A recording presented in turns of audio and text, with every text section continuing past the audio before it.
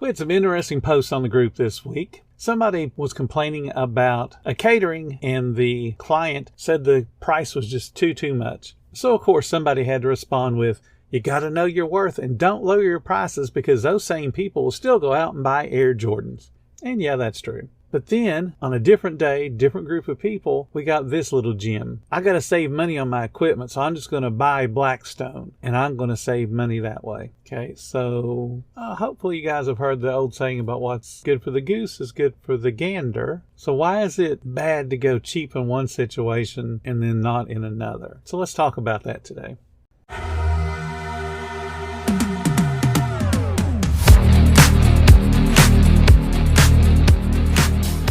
Welcome to the 10-Minute Food Truck Training Podcast. My name is Bill Moore. I am a food truck business coach, author of 5 food truck vending books, including Food Truck 101 and Food Truck 201.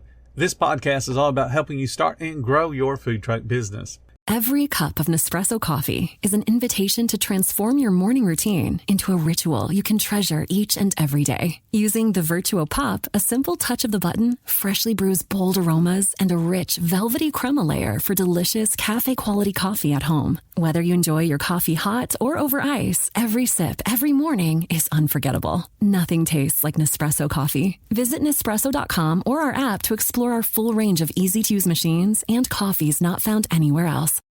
Owning a business can be challenging, especially when we're talking about a food truck. Most food truck owners, this is their first exposure to business. And not just cooking, I'm talking about running a business. There's lots of challenges. It goes beyond how much does the food cost us and how much should we sell it for. Because if you got even one employee that's on payroll, just the stress of meeting that payroll every week or every 2 weeks can really get to people. And then when you start to add in all the other expenses, we can have a very stressful time on a food truck. So how does a new food truck owner balance menu prices with purchasing expenses? The first thing that you got to do as a new food truck owner is know the value of the menu goes way beyond the cost of the goods and the labor it takes to produce those goods. This is where most consumers stop when it comes to noticing value. They go out to buy your product, whatever it is you're selling, a taco, a hamburger, a catfish dinner, doesn't matter. They know there's value in that food because they go out and shop every single day.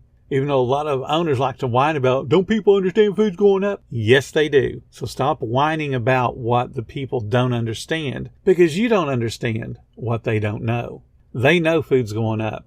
What they don't correlate is everything else that's involved in that food. They know a package of hot dog costs a certain amount of money. They know a pound of beef costs a certain amount of money. They know that. And they understand there's going to be a little bit of prep work involved in that because they do it every single day. They don't go out to eat. They do the prep work. They clean up the kitchen. They do the cooking.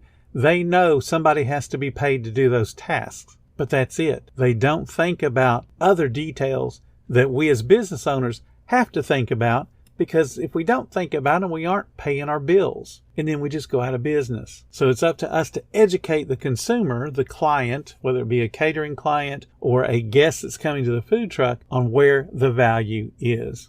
You see, the consumer, the basic consumer, especially if they're going to be doing a catering, they don't think about the intangible things like the electricity it takes to cook the food or the gasoline it takes to go shopping for that food. Because when they're at home, they don't think about the gasoline they just wasted to go to run to Walmart or the grocery store and pick up some things to cook for the night. They don't think about that because the gasoline's already been paid for. They don't think about the electric until the end of the month when the electric bill comes in. And if the electric bill is consistent from last month and the month before, they don't give it another thought. They don't equate that as being an expense, but we as business owners do. That's the difference. We look at the details and the pennies. They forget a lot of the pennies that are involved that we can't afford to forget. You see, those same consumers will gladly pay Uber to bring them a meal because they're feeling lazy. I don't want to go out and eat. I don't want to cook tonight. I'll just order in and have it delivered. And they don't mind paying that fee, whatever the fee is. They don't care because they made that decision. So when we have somebody that comes up to us and says, hey, I've got a bunch of people coming to my wedding in a month from now, and I would love to have you cater because I want to have food truck at my wedding. Because that seems to be the cool thing right now. So if they're standing at your food truck, they're looking at your menu and they're going, ooh, I love this guy's burger. I would love this to be served at my nice casual wedding. So they're looking at your menu and go, $15 and that includes fries. That's awesome. I'm going to go ahead and ask this guy if he can cater for me. Because they're thinking I got 100 guests coming, 15 times 100 is $1,500. And all they want's your burger, something that's already on your menu. So they've kind of already done the math in their head. So the dude says, hey, can you give me a catering estimate? And you say, not a problem. Come back tomorrow and I'll have you a full-fledged estimate. So tomorrow the client shows back up, he orders that burger and says, hey, you got that estimate? And you say, absolutely. And you hand him a piece of paper and it says $28 a head. That potential client is now shocked because they did the math the day before based on your menu, what they saw that you sell your food for, and all they want is exactly what you have on the menu, just 100 of them. They don't understand the difference. They don't understand the value beyond just delivering a burger and fries to them. And that's because we failed at delivering that explanation of value. So when you have someone that comes up to you and says, hey, I would love to have what's on your normal menu, I just need it served in bulk, 150 people, give me a price. You need to give them, like I talk about, a per head price, but the description within that would say something like, our service includes properly storing and prepping all the food items according to the safe food handling practices of our state, and then given the name of your state or the name of your city or whoever gives you your health permit. Let them know that you're an official. And then you continue on with that explanation. My food truck will cook and season to perfection, plus safely hold all of your hot food and all of your cold food until we deliver it to your venue and to your guests. My food truck will remain on premises to serve all of your guests, and then we will clean up the venue as anything else that is detailed in our contract. And then you continue on with more action words of what you're going to be doing. Because each one of those action words now becomes something that the potential client realizes you are performing as a service for them beyond just cooking a whole bunch of hamburgers. And then you end it with, my food truck will provide all the above listed food and services for the low price of $28 per person. And then there's only two possible answers. That's going to be, hey, that's awesome, I'll take it, or hey, I can't. The key here is selling your value beyond the food, because they're not hiring a chef. They're hiring your business. So you got employees to pay, you got prep work to do, you got cleanup to do. They got to understand all of those activities that behind the scenes they never see. All they know is they come up, they order a burger, and hopefully 8 to 10 minutes later, they've got a great burger and they are thrilled. They have no idea what you've done to produce that burger, nor should they.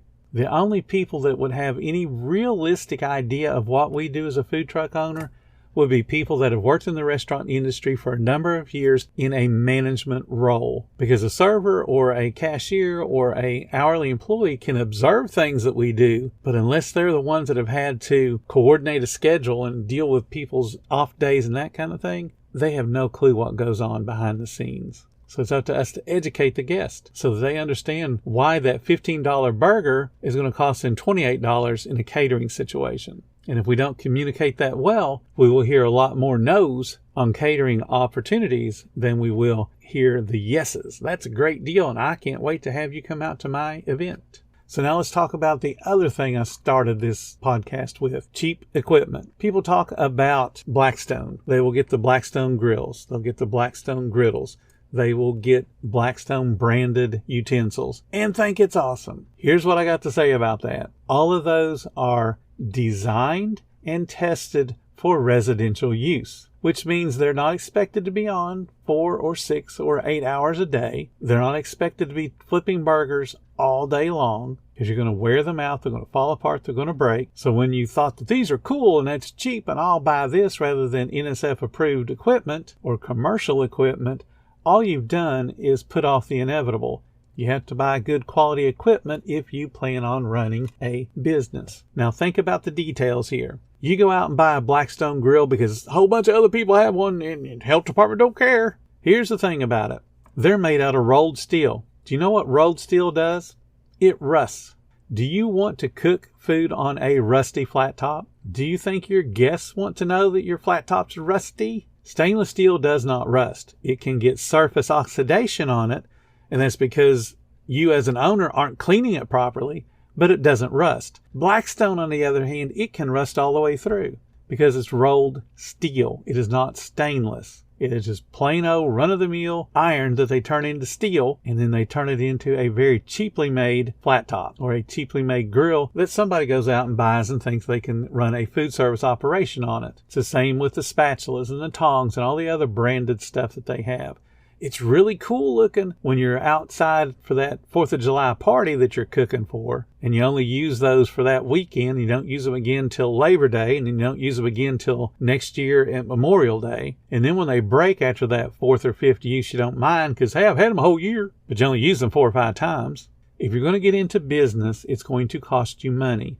If you're going to serve a whole bunch of people, you want quality equipment that's not going to fall apart, that's not going to flake off the aluminum that it's made with, get into the food, and it's not going to rust. You want to be successful, then set yourself up for success and spend a little bit of money on buying quality equipment. You don't have to buy brand new. Absolutely don't have to buy brand new. I went to an auction last week and a $10,000 refrigerator, beautiful display refrigerator, sold for $450. And it was in pristine shape. But because it was used, it went for pennies on the dollar. The small wares, pots and pans, the 6-size pans, they sold in lots of 24 for $40. They put a lot of spatulas and tongs and ladles in a bundle and sold them for $20. There are auctions out there. All you got to do is go look for them. You may have to drive to find them and pick up your stuff, but if you can save that kind of money, it's well worth it. So don't cheap out, especially on something that's going to create your livelihood.